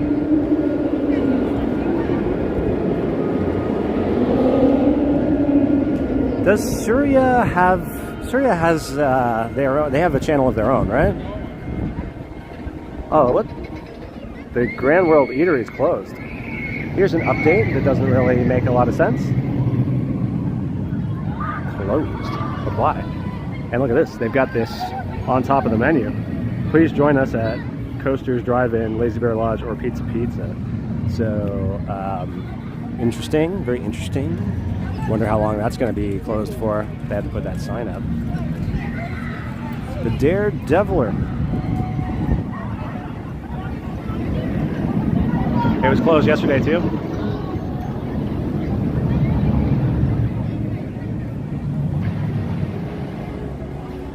Whoa, the line for Daredeviler is so long. It's all the way out there. This is longer than it was on grand opening day. Whoa, that's going to take a long time. That's probably like an hour and a half.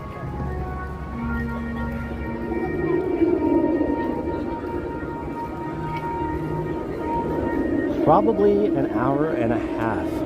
Would you wait an hour and a half for the Daredeviler? I mean, if you haven't been on it yet, I'd say sure, why not, you know, get that experience under your belt. But if you have been on it, you're probably like, yeah, I don't think so. Gladly go on this thing. Like if I was looking at a 20-minute wait, I'm even still like kind of second guessing myself on 20-minute wait. But yeah, anything over that, I think I'll skip it. Skip it. Really? So, do we think that it's not going to open again for the season? That's actually quite a shame because, well, we've been talking about food options here for a little bit today. We talked about the pizza and how some of the other food options here are, well, a little less than good.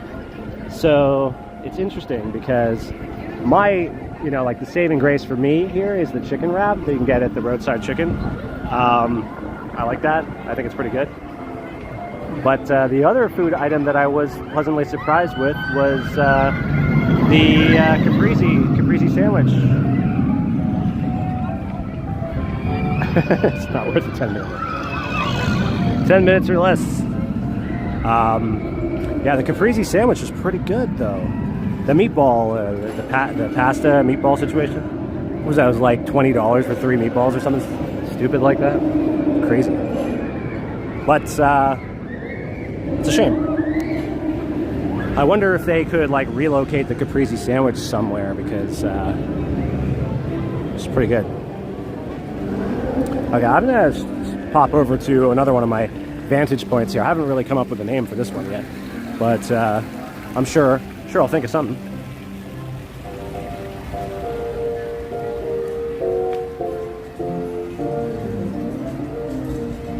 Now this one, like, if you got a nice camera with a zoom lens, this I am convinced, like I haven't actually brought, like, I did come here right before Daredeviler opened. Right before Daredeviler opened. It was I think it was like 2 days before it opened. I brought my DSLR and a tripod and everything, and I was like a bit curious because I've never really done that here before. I'm like, are they gonna, you know, tell me not to bring all this camera gear in, like when I walk through the front gate? But they had no problem with it, which was awesome. But I just used it to take like the video that I did. Yeah, it was the full sort of like testing. I think it was like 1 or 2 days before the Daredeviler officially opened. That video I shot with like the DSLR. But right here, where we are right now, this is the spot mean, technically, I guess you want to go a little bit further this way, but if you've already been watching my live streams, you know what I'm talking about here, but if you haven't, basically, I mean, you can probably put it together yourself, but we have a series of rides in view here. So we got Alpenfury in the back, we got Vortex, we got a little tiny bit of Wonder Mountain's Guardian, and then we got Swing of the Century right here. So, this framing, not so great. As you can see, Alpenfury is obscured by the trees, and we can't really see the details of what's going on Wonder Mountain over there.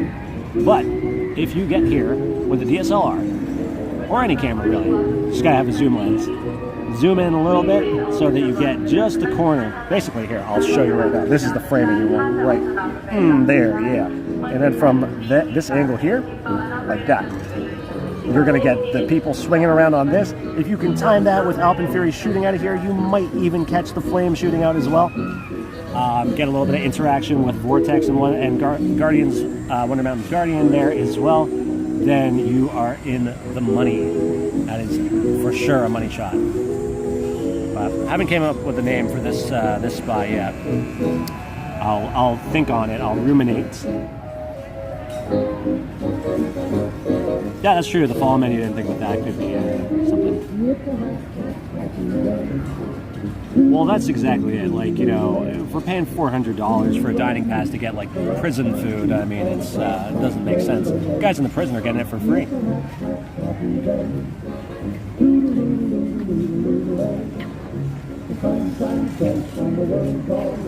And in terms of upcoming videos, still have a few that I've been teasing that I have not forgot about, but it's taking a little longer.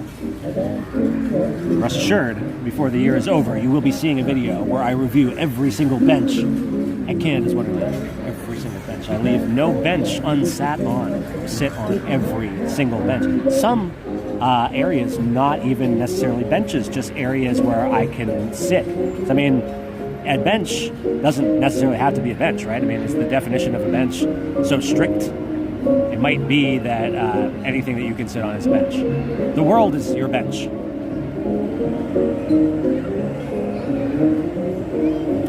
Now, I will say one of the downsides of this vantage point is the fact that it takes an eternity to load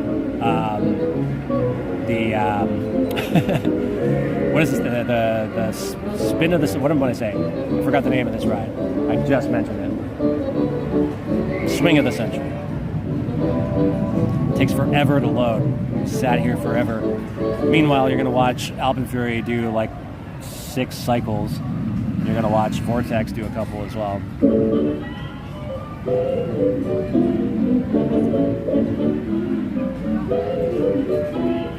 Wow. I mean, that doesn't really surprise me. I remember, like, when I was at university, like, the cafeteria food, I would actually say is better than some of the food I've eaten here.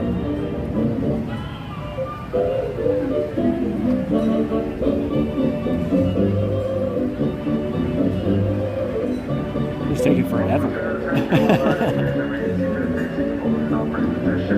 What I'm going to do is once this thing starts going, I'm going to try and replicate the framing that I'm talking about by zooming in. But unfortunately, on this live stream, like when you zoom in, you get the digital zoom, so it's not going to look anywhere near the quality of what I'm envisioning in my head.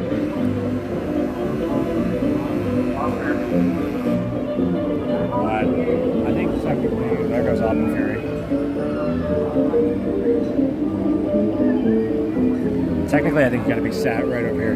It's a little annoying because this speaker is literally in the bush behind me, and it's playing this like old-timey music, which I like, but I don't necessarily want it right in my ear.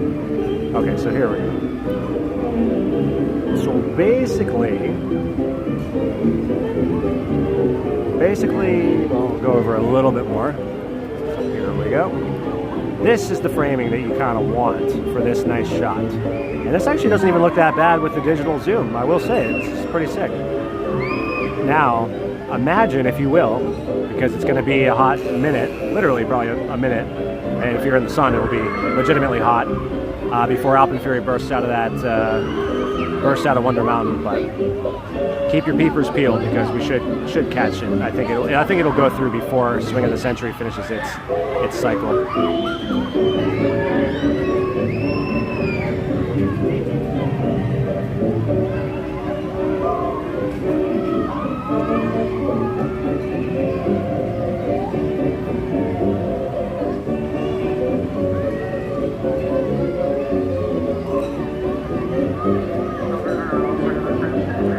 Oh, there it goes. Got the people walked right in front. Not much you can do to control that, unfortunately. And the ride ended at the same time. But you get the idea. You get the idea. You can see the potential of this spot right there. All right, so let's move on. Let's move on.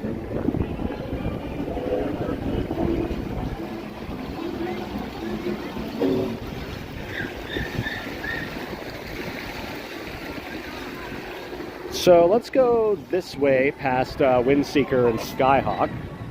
Bless you, bless you. What's everyone's view on people that sneeze and just like sneeze into the ground? You know, that move where you just look at the ground and sneeze? Prefer to people put their hands over their mouth.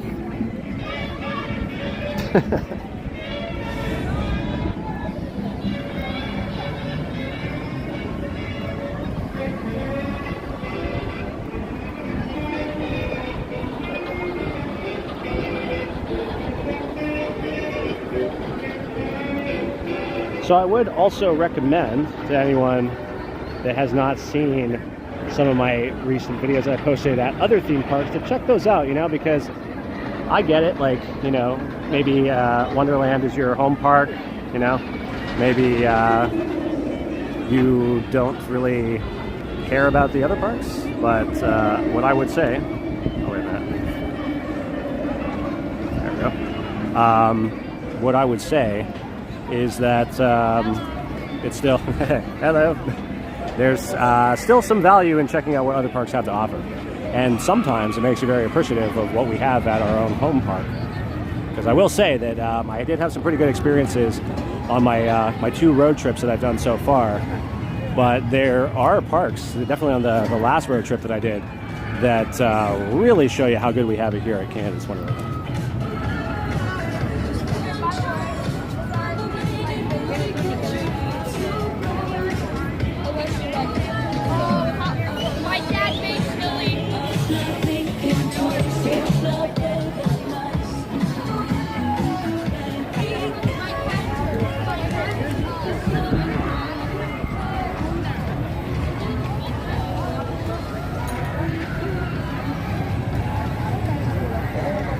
So we'll head on over to Alpenfest area. We'll see how long the wait time is for Alpen Fury. We know it's running now, so hopefully they'll have some posted wait times.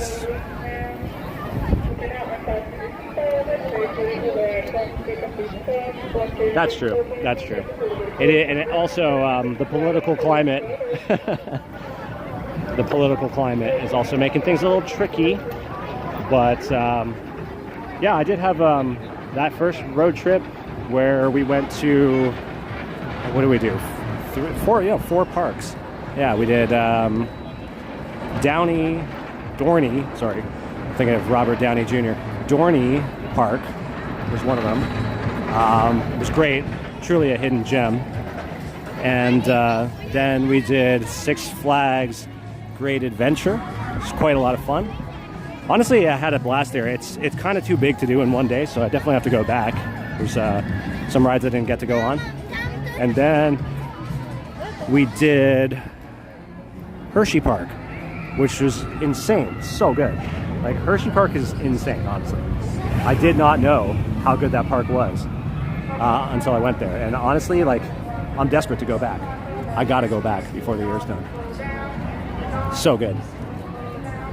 Then I went to Knoebels Amusement Resort, which was pretty awesome as well. I didn't really spend too much time there, so the video that I have from that park is not the longest. It's only like 5 or 6 minutes, but the 3 rides that I went on when I was there, because it was kind of like we were just hitting that one on the way back, basically did kind of a loop. So on the way back from Hershey Park, it's pretty close to Hershey Park actually, Knoebels, it's a couple hours. So it's kind of on route back to Toronto. So decided to throw that one into the mix, but knew that I didn't want to stay like for a full day Also, the way that park works is it's like free to get into. There's no park admission, but you have to pay for the rides. So you can pay for a... ooh, that was a nice little interaction there. Wonder Mountain, Guardian, and Alpenfury. But yeah, so you pay for the ride. So you can pay for like a day pass to get on all the rides. But I didn't really want to do that because I was just like, I'm only going to be here for a little bit. But I guess each ride costs about $5 to get on. So I was like, all right, I'll spend $15 and go on those 3 rides that I kind of read up about online. And I was like, okay, this ride, these rides are ones like I can't miss. So I did sacrifice one of the wooden coasters there, but I would like to go back. If I go to Hershey Park again, I definitely would go back to Knoebels, seeing as it's so close, and you know, it would only be like $5 for me to go on the wooden roller coaster I didn't get to go on. But the 3 rides I did go on, Impulse, Flying Turns, and Phoenix, were actually great. Impulse, you know, I could take or leave it probably in hindsight, but very similar to Tantrum over at Darien Lake. But Flying Turns, it's the world's only wooden bobsled coaster. It's a roller coaster that literally doesn't have a track. You just go down like a bobsled thing, but it's all wood. It's really cool. If anyone hasn't seen that video, I've got the POV as well as the Knoebels sort of trip review videos on the channel that you're watching right now, so check it out. But yeah, if you go into the main channel page, you'll see I have some playlists, and one of them is POVs. And not too far down the line, because this was pretty recent, you will find the Flying Turns POV. It's awesome. It's so fun. It's such a unique experience.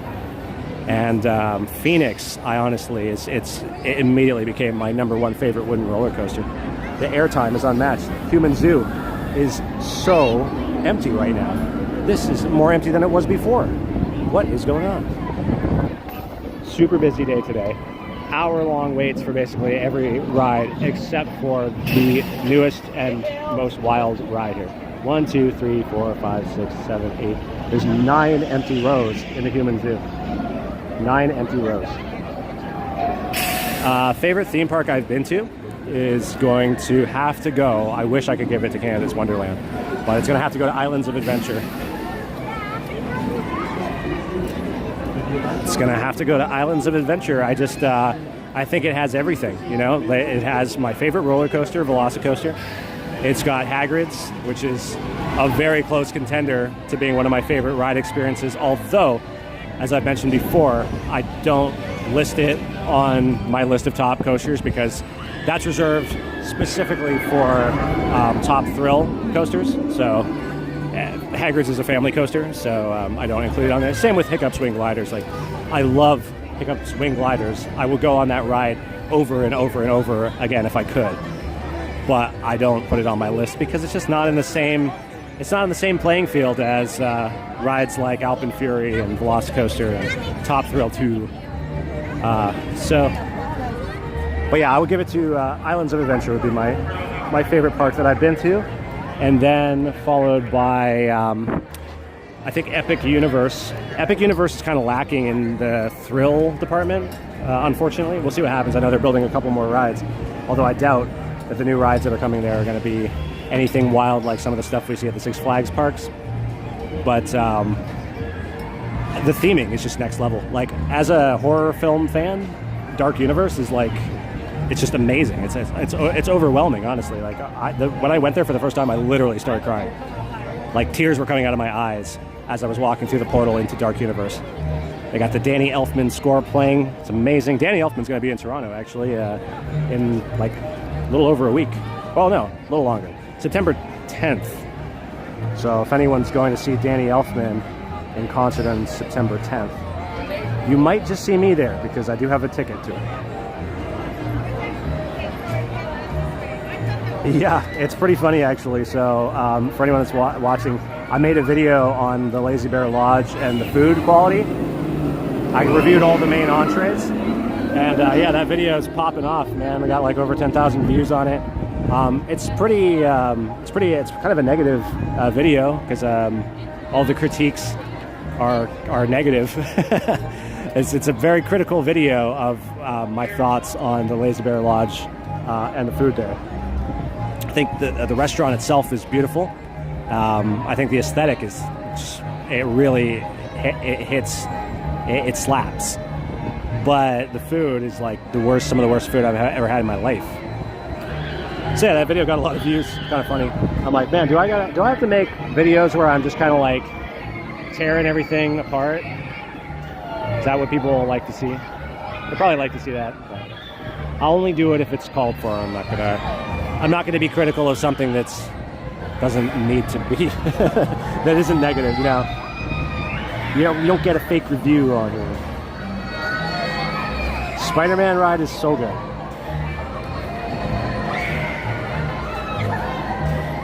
Well, Grand World Eatery right now is not even open. It might be closed for the rest of the season, as far as we know. So I guess the answer is no, and I haven't seen that there. They had a bit more exotic options.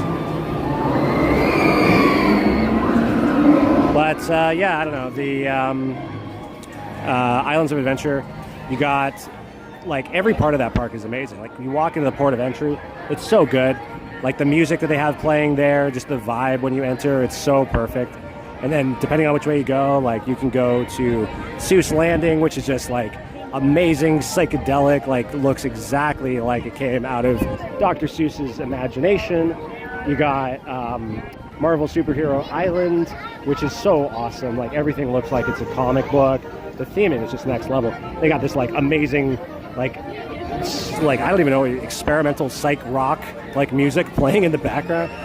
It's actually way more intense than it probably needs to be, that music in that area, but it's great. And Spider-Man and I actually don't mind the Hulk. I think a lot of people kind of give it a bit of a bad rap.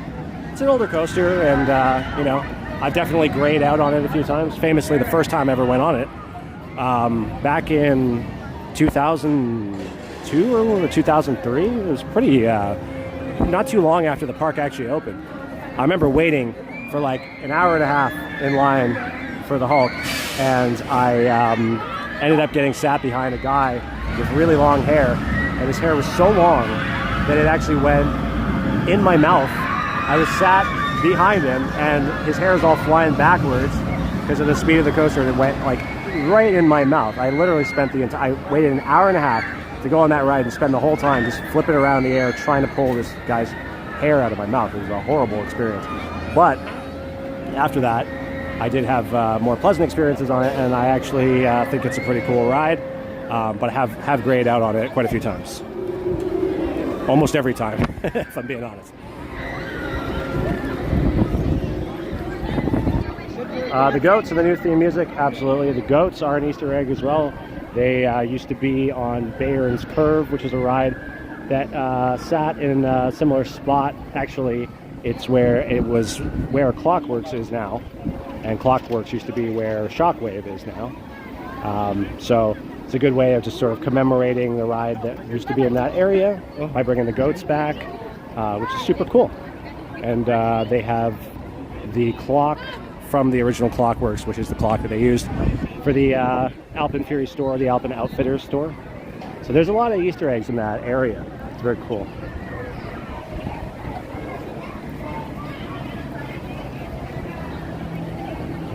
Yeah, it's not a bad idea. I kind of was thinking about doing that because I have pretty much eaten like everything here. I've had all these already. Actually, now that I'm looking at it, I don't think I've had the footlong corn dog, but I can imagine what that tastes like. Let's see how Leviathan's doing.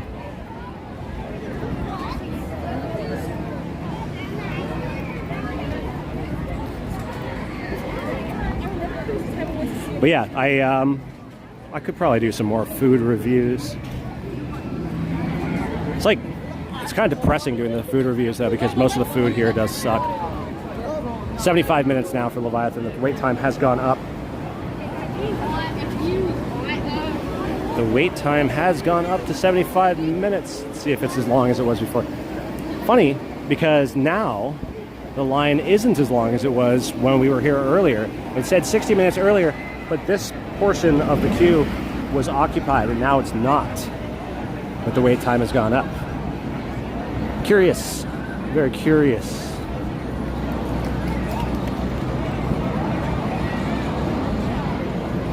A little bit. Like they had some medieval music for the show, like the stunt diving show, Watchtower. But I've heard them play that music when the show's not happening, so I guess they kind of realized that it kind of works for any old time because it's medieval style music. I think we might be looking at a delay here for Leviathan. I see the train up there. The lap bars are up, but nobody's seated. Team members are looking around. I do like the music though. I like the fact that they're taking the time to get the music sort of to match the vibes of these different areas of the park. I found like that was actually something at Hershey Park that I was really, really impressed by. I was impressed by quite a lot at Hershey Park. I gotta say, that's when we're talking about best theme parks, like I would say Islands of Adventure top. And also, like, to sort of fully give my my reasoning for why I think Islands of Adventure is the best park. I mean, like Jurassic Park being in there with like the guest center or whatever it is, like in the middle. Oh, it's just Jurassic Park is like one of my favorite movies of all time. In many ways, made me the person I am today. I watched that movie so much. I saw that in theaters when it came out as a kid. And oh, here, let's try and get another wave from these folk. Let's see if we get. We got one wave today, so I'm not going to be too disappointed if we don't get another. Let's see. Could have had a single rider on that side. Hey, we got a wave. We have two. We have two, three. Whew. Now that is a friendly train. So anyway, yeah, the Jurassic Park section at Islands of Adventure is just so amazing. And the fact that they have Velocicoaster is my favorite roller coaster. The Wizarding World of Harry Potter Hogsmeade is incredible. Absolutely, like the attention to detail. The only thing that's weird is that like there's snow on the tops of the houses, and like you're in Orlando, Florida, and like it's obviously boiling hot. So there's a little bit of a disconnect with regards to that. Like, it feels like it should be cold, but I'm literally sweating through my clothes. But other than that, just the theming is incredible. The fact you can go into basically every building. I gotta say, I love the beer that they have there, like the Daisy Root Ale at the Hog's Head is incredible. I love that one. That's perfect line beer to get when you go on Hagrid's. The Hagrid's is a top tier ride as well.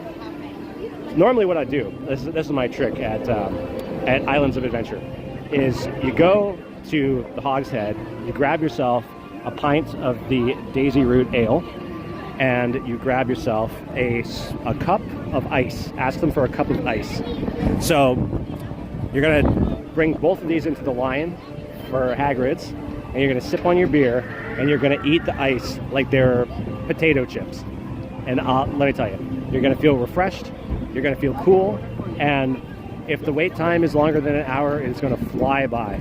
And also, you know, if you have like somebody there that you can talk to, it's like, you know, honestly, in many ways, I might sound crazy for saying this, but I would prefer to go to a theme park and enjoy a line beer in a line than have a fast pass.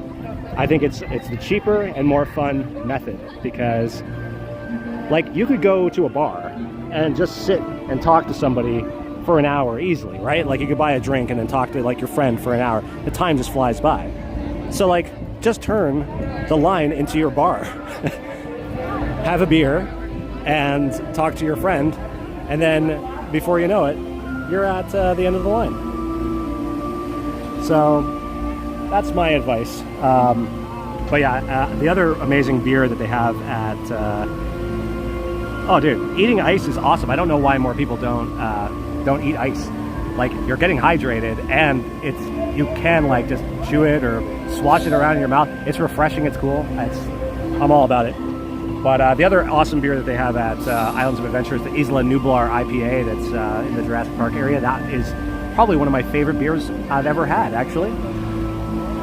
A perfect beer, wine beer for Velocicoaster. So, I would say Islands of Adventure, top theme park for me, followed by Epic afterwards, just because the theming is so amazing. And really the theming for me, it elevates it more than a bunch of thrill rides, just because there's so much magic in the theming, and you can spend so long. Like I said, as a horror movie fan, like if you watch my Easter egg video for Epic Universe, you're gonna see that I have like so many Easter eggs just in the Dark Universe section. So much. But anyway, that is going to be that for the live stream today. We've done the 2 hours today. Doesn't always happen, but must have been a good day. I'm going to free my my phone from the gimbal real quick here, because I am running low on battery, and I got to charge this thing real quick so I can even see the screen. There we go. Yeah, that's true. You can, and I have so many videos. You don't even have to watch the live streams. There's like over 150 videos now, I think, in the theme park video playlist, and many more than that as well, just on the channel. So if you need to, burn through some time, then Jordan's World is. I got you, fam. So yeah. Anywho, that is the podcast. What am I saying? That is the live stream. I did a podcast. Oh yeah, let me talk about this before I peace out here. So many of you may know, many of you may not know, but I do a podcast show with Greg. You see him pop up in the chat every now and again. His name is Fair Enough Dude. Greg is a real swell guy. He is a big Animal Collective fan. We became very good friends over our mutual love for that band. But it turns out we have a whole heap of stuff in common as well. So we started a podcast show called A Musician and a Filmmaker, where we talk about music and films that we both enjoy. Sometimes stuff that we don't even enjoy, we just find it worth talking about. So it is not exactly a family-friendly show. I will warn anyone that's interested in checking that out. It is definitely rated M for mature.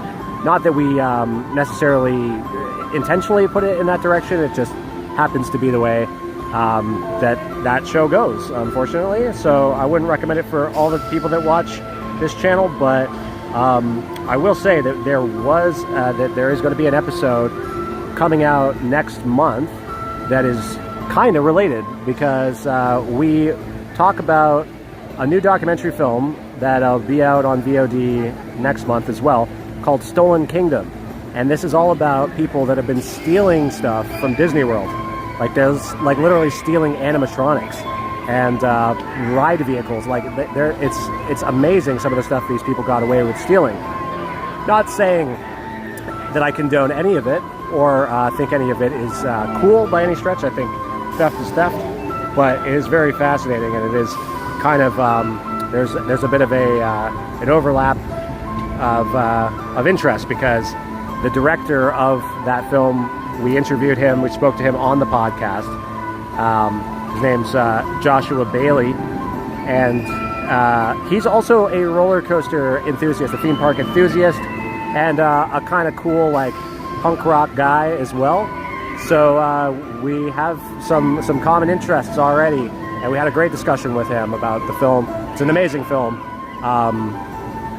So I won't say much about the film because it's not out on VOD yet. I think they're still doing some theatrical screenings here and there, but it was a great documentary. I will say that. So look out for that, Stolen Kingdom, and like I said, we will have our podcast with an interview with the director of that film, Joshua Bailey, coming out next month. But I will warn anyone that is a fan of this channel that perhaps has young ones watching that. That podcast, A Musician and a Filmmaker, might not be exactly as family-friendly as some of the stuff you see on this channel. Oh, consider that your cautionary, PSA. But that being said, this we've gone over 2 hours. It doesn't always happen. but when it does, it means that we've had a really solid day here at the park. So I'm gonna go. I'm gonna get on Alpenfury with my fast pass, and I'm gonna keep an eye out for line jumpers. And what'll I do after that? I don't know. Maybe I'll have another soda, since I can get sodas now with my Prestige Pass. I will probably make a video, SMG, on the fence being moved. And for those that didn't see at the beginning of this video, I ate the deep dish pizza. It was so-so. The biggest takeaway from this video is that the fence is gone. There's no more hashtag move the fence because it's been moved. And I gotta say thank you to everybody that helped make this happen. And a big thank you to Chris Mortensen. I know he has said that he does watch this channel. So if you are watching, Chris, thank you. You are a man of your word. You said you would fix the fence by time warp. You did. You said you would move the hideous fence, and you did. I don't know what's going on with the pizza thing, but 2 out of 3 ain't bad. So if you like what you're seeing here, remember to like, subscribe, and hit the bell notification button. And as always, thanks for watching.